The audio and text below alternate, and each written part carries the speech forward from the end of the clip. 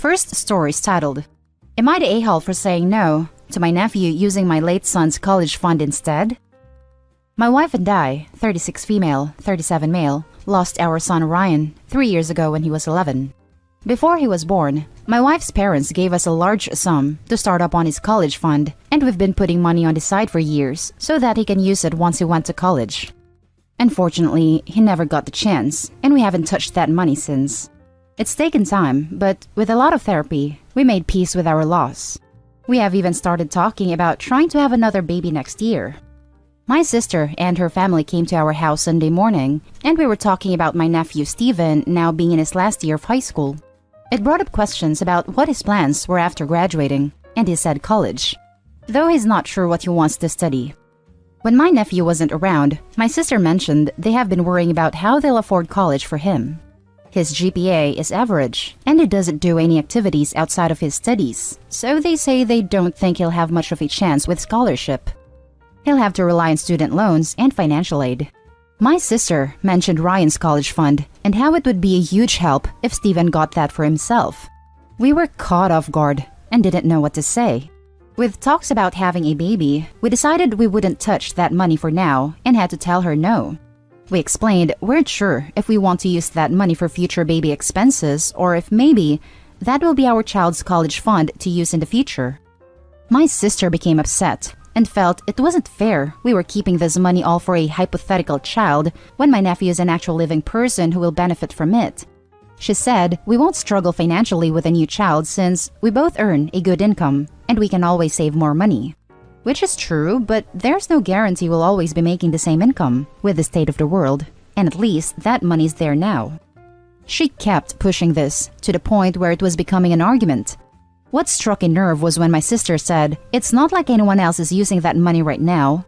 I don't know why it bothered me. I suppose it's the way she casually mentioned my son no longer being with us.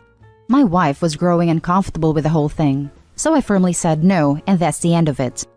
There was tension after, and my sister was in a sour mood until they left.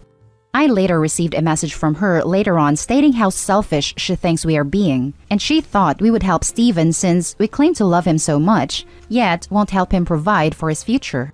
I didn't want to get into it with her and decided not to respond, but I still keep reading her text. Are we in any way being a-holes here? We do love Steven, and we want him to succeed, but we had already agreed that money would be used for our future child. It's all very conflicting, and hard not to feel guilty over our choices. Now for the top comments. Not the a-hole. If they needed scholarship so much, then she should have been on his butt so he would have merits in order to be a competitive candidate for them. Her plan to fund her son's education is your family's college fund? That's moronic and entitled. But also, there are so many different scholarships that he could apply for. Discover has tons for like $1,000. That would help, that I find it hard to believe he couldn't get any. Not the a-hole. Imagine being this entitled that you feel like you can stake a claim to a dead child's savings account. Do not, I repeat, do not give them any money. Good luck on your future maybe baby, and in the meantime, please enjoy your time with more supportive friends and family. And it was given to them by Opie's wife's parents. I could maybe see it if it had come from Opie's parents that he shares with his sister. But this is so outrageous that, I don't know, it's just pretty outrageous. I mean, you've got everything here. Money, dead child, entitlement. Yuck. Opie, you're not the a-hole. Not the a-hole. Your sister, though? Whoo boy. If there was an Azziest A on Reddit award, she'd win. She knows you're still processing a tremendous loss and thought that this was the perfect time to spring this on you and lay the guilt trip heavy when you didn't immediately cave. F her. You are not the selfish one. She is. Selfish, cold-hearted. Insert adjective that will get me banned from this sub.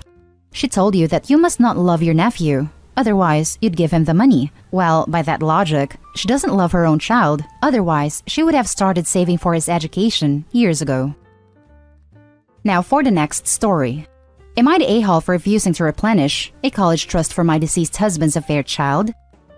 I, 52 female, am in an unusual situation and need an outside perspective, but want to maintain my anonymity. 18 years ago, it was revealed at my husband's funeral he had a pregnant mistress, 40 female. Obviously, I didn't just take the woman's word for it and stated that she wouldn't get a cent until there was a DNA test. When it was proven true, I was devastated, but agreed to set up a trust for the child for college and agreed to let them live in one of my rental properties in a good area rent-free until her child was 18. She had to pay for utilities. She agreed, and I made it clear that I wasn't going to do anything else for her or the child. I also made it clear that I wouldn't take on the responsibility of fostering a relationship between our children and that it would be my husband's side of the family's job. Fast forward 12 years and the mistress' child got sick and needed medical treatment. She didn't have enough money for what insurance wouldn't cover and reached out to me for support. I reminded her what our original agreement was and to borrow money from relatives for assistance. She said her credit wasn't good enough for a loan at the time and she didn't have anyone who she could borrow the money from. When I wasn't budging, she got upset and accused me of being a monster for not helping a child in need. I reminded her that I already helped her child by setting up a college trust, but she could use some of that money for the costs if she really needed it.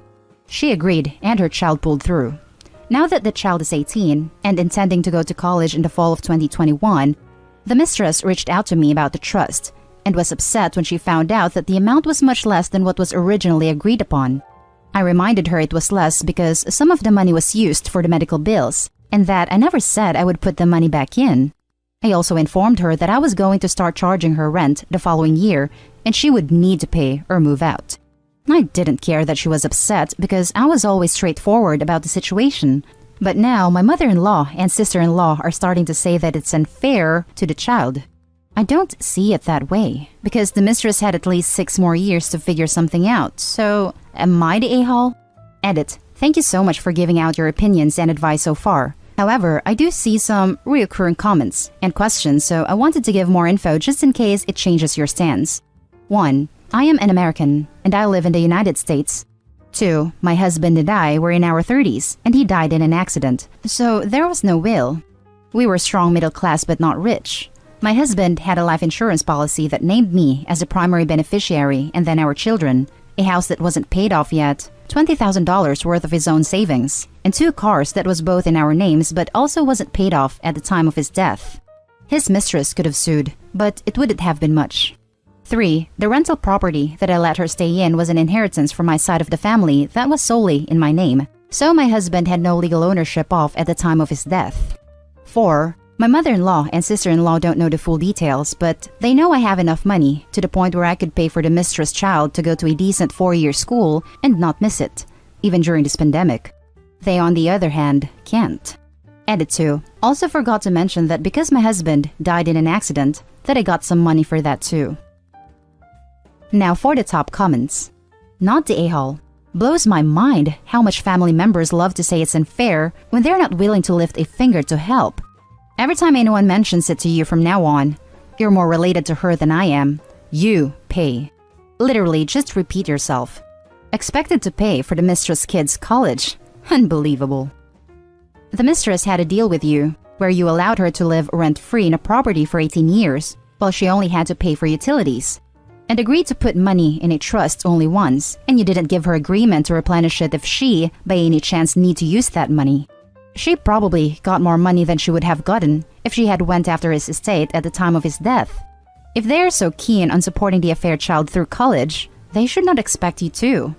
Also, I guarantee now that she no longer gets free rent. She will probably end up moving, or you have to evict her due to non-payment of rent. Edited post for more info. Also, she lived 18 years rent-free. Seems to me that mother-in-law and father-in-law think that their precious baby boy did nothing wrong and that his widower has to pay for their equally precious baby grandchild to go to college. OP already gave the mistress a lot more than what she deserved. If the mistress wants money, she can take it up with the mother-in-law and father-in-law since they're so effing interested. 18 years free rent and a college fund when OP has 0 obligation to this child? Wow, this woman is generous AF. Because if it were me, I would have never agreed to a DNA test and told her to kick rocks. That's just me though, and I would have told mother-in-law and father-in-law to deal with it if they really want the child to be taken care of. I did a DNA test because I believe everyone has the right to know their genetic history for medical purposes. Not the a-hole. She was hoping for a free ride. No judge would entertain her if she tried anything legal. 18 years of free rent plus college money that she pulled from before and didn't replenish? She could have saved money or fixed her credit after 18 years of no rent. You fulfilled your agreement. You're good. Now for the last story. Am I the a-hole for cutting financially my sister off when I found out that I was the only sibling paying for her? I have 3 siblings. I am the eldest. My youngest sister is the only one of us who didn't attend college. She got pregnant and dropped out few months into college. I live in another state and see them only a couple of times a year. I am not real close to any of them. My sister fell into deep financial crap after the guy took off, and the baby, B, had a ton of medical issues that she couldn't afford. In the end, she moved in with my parents. Me and the other siblings decided to pitch in some money each month to help the youngest sister. At first, they told me that since I earned the most, I should contribute more. I firmly said that I will contribute what everyone else is going to contribute. They agreed. It's been a year, and recently, my youngest sister reached out to me and said that she needed money urgently because B needed a surgery the next month. I was a little perplexed. B hasn't been to the hospital for the past 2 months, and the money from those 2 months from all of us should have been more than enough to cover the surgery. I kept pointing this out and asked her what happened to the money. She kept saying that money got used up. At this point, I told her that she was going to have to show me some bills, and she broke down, saying that I am the only one who is giving her money, and my parents/my other siblings asked her to keep that a secret from me. They decided that I am the only one who should pay for everything because I earn more and I am child-free, while the others are not. None of my siblings have kids, but they want to prepare for the future while I don't have to, because I am not going to have children. So, for the past year, I am the only one who has been helping. What's worse, every time she needed X amount of money, she would call me and tell me that she needed 3 times money and tell me that my siblings already paid their share.